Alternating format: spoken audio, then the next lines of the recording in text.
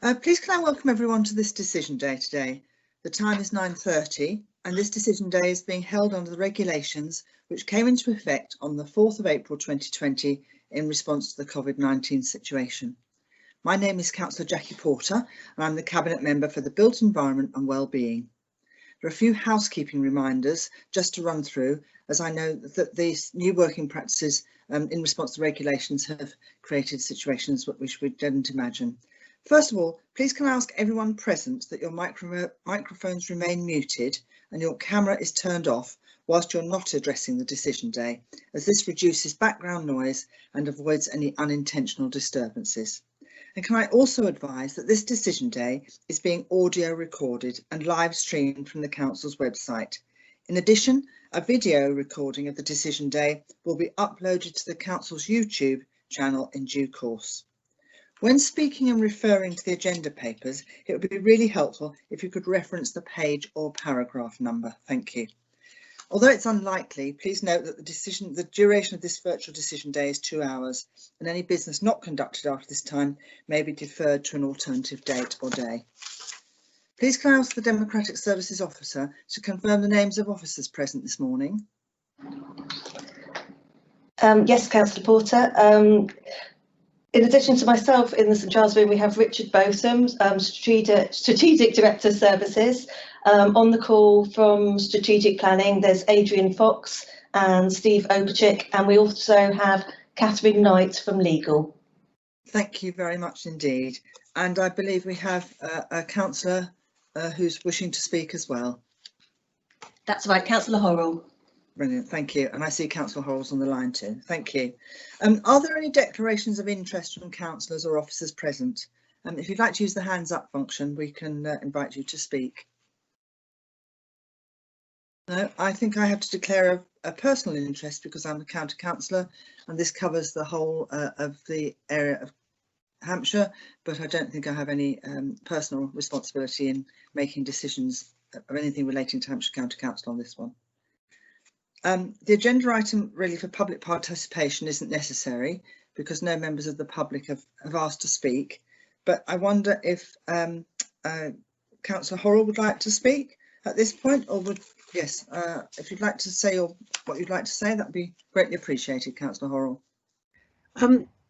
Councillor Porter, I'm happy to do that. I just wondered if some of the things I might be saying would be covered by the officer's introduction of the report, and whether it's better to then not waste your time if there are elements that are not appropriate once the officers have presented it.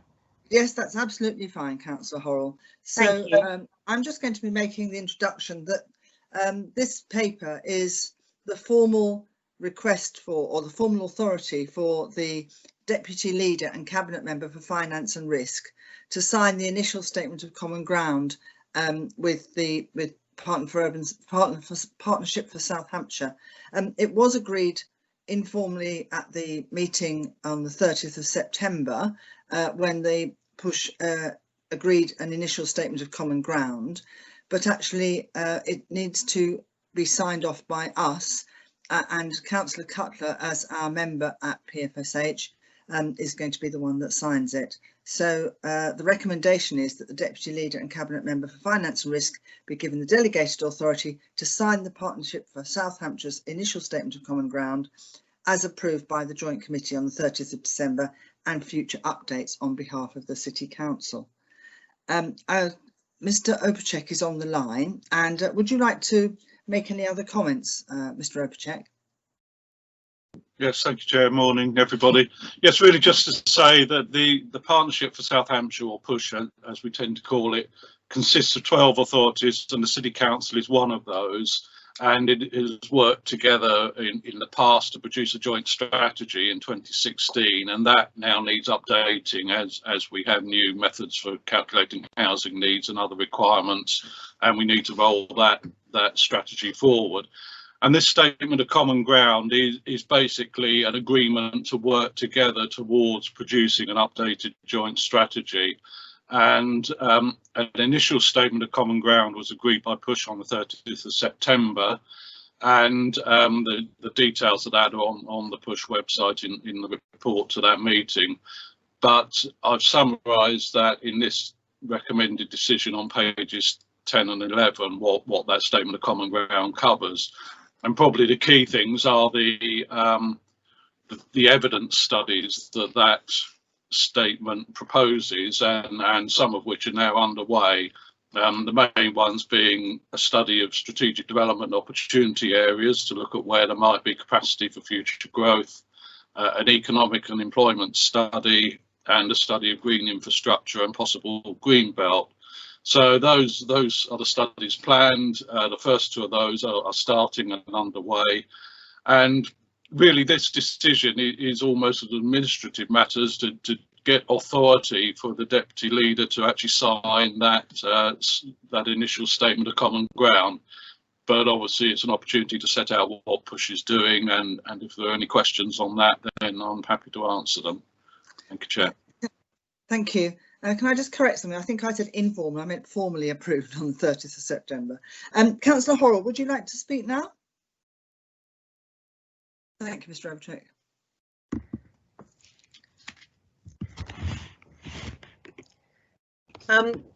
Thank you, Councillor Porter, and thank you, Mr. Overcheck, for that introduction. That was helpful. And I do have a number of questions, really, Councillor Porter. I appreciate the point being made that we're giving Councillor Cutler authority as our representative to that committee, and understand that completely, and the need for him to have that endorsement. My question's really as follows. Why is it that we're progressing with the statement of common ground with the Partnership for South Hampshire when the white paper Planning for the Future recommends abolishing the need for the duty to cooperate, which is much of what Push and the Partnership for South Hampshire has been about in recent years? Now, you may say it's better to keep talking, and I appreciate that, keep talking to our neighbours, and that we will produce a better outcome for all authorities as a consequence. But why are we pursuing this when we have a requirement to talk to other authorities, particularly to the north of Winchester, as well as to the south? I'm slightly concerned with the approach that's being taken by the redevelopment of our hospital services that are all gravitating to the north of our area. And are we not overlooking the importance of this discussion with the northern authorities? If you accept the principle of working together to gather evidence, and I hear Mr. Opacek confirm that, and I think much of that evidence will be helpful to the authorities, why are we then making the leap to committing to a process that will agree a distribution of housing between authorities in the South Hampshire area, which is written into this paper? Also written into this paper is that we are agreeing to a joint strategy that will propose the scale and location of development needs of the Solent area. And I'm not sure why we're allowing the Partnership for South Hampshire to drive that discussion around potential strategic development opportunity areas. Where is the dialogue for our residents within the local authority about this issue within that context? The numbers for the partnership area indicate a net gap in housing supply of about 11,000 homes in the current draft of the Statement of Common Ground. Winchester is the largest net deliverer of homes to 2036 based on the numbers in the paper. So why are we putting ourselves in play to provide homes for the broader area in this context? A statement of common ground and participation in an evidence gathering exercise does not require you to be committed to producing a sub-regional planning strategy for South Hampshire. They could be exclusive. This is a dangerous territory you're taking the City Council into, and into a forum where we, the residents, are separated from that discussion, as there is no requirement to consult. Chair, I only hope the Council does not live to regret this approach and the way it's being decided. Evidence and discussions are good, a joint strategy and the decisions around strategic development areas are not. I only hope that we don't live to regret this approach and the way it is being decided. It provides the opportunity for significant developments that maybe we don't need and where we don't want them. I'm sure the residents should beware. Thank you, Chair. Thank you, Councillor Horrell, and I will ask Mr. Overcheck to answer some of those, but actually I think that there are several paragraphs in the paper that make it clear that the council will take forward its own development proposals ultimately, which is in paragraph 10.2, and then in 13.2, where it does actually describe what would happen if we chose not to be involved with push, and it would still have a statutory duty as we stand at the moment to work with our neighbouring authorities. Mr. Overcheck, would you like to comment? Yes, thank you, Chair. I think firstly it's worth pointing out that push has existed for, off the top of my head, about 15 years now. So the City Council has been part of that since its inception. And it was part of that because it thought it was a good idea to be planning together on a sub-regional basis.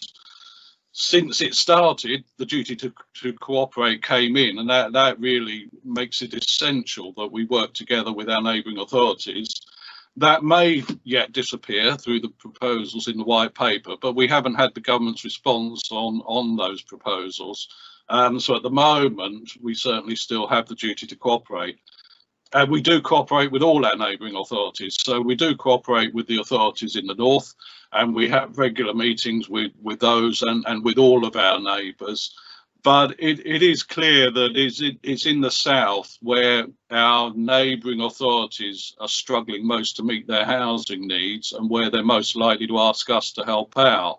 So they will do that whether we're part of push or not. It just makes sense to be part of the body that is actually running and has some control over that process. This report is very clear, and we say specifically in paragraph 12.6 that the delegated authority that sorted this report isn't for the joint strategy.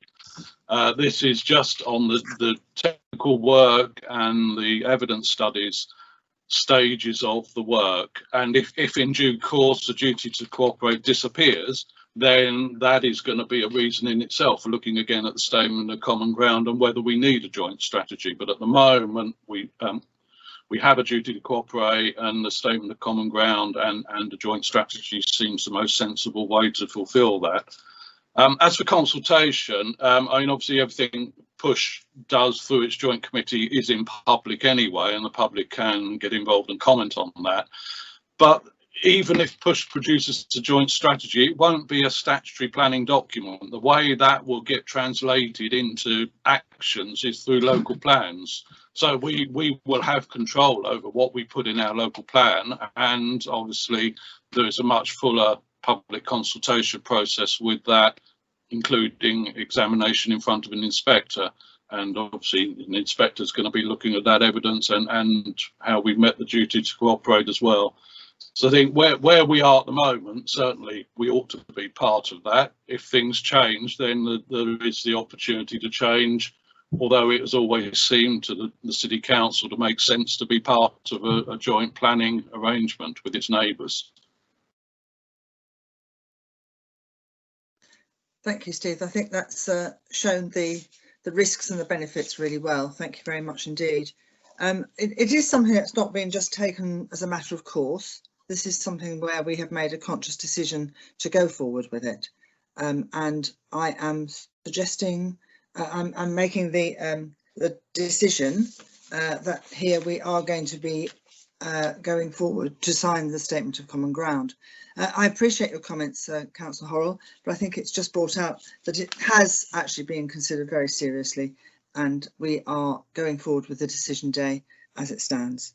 So if everybody's happy that we are going to, I'm going to make the decision that we are going to sign the Statement of Common Ground, and Councillor Cutler will do that on Winchester City Council's behalf. Thank you very much indeed. Thank you to everyone that's attended today and made contributions to the item under the decision. Thank you to Mr. Overcheck and Councillor Horrell. I would like to close this formal business for the morning, and may I thank you very much for attending. Thank you. Thank you, Chair. Thanks, Jack. Much.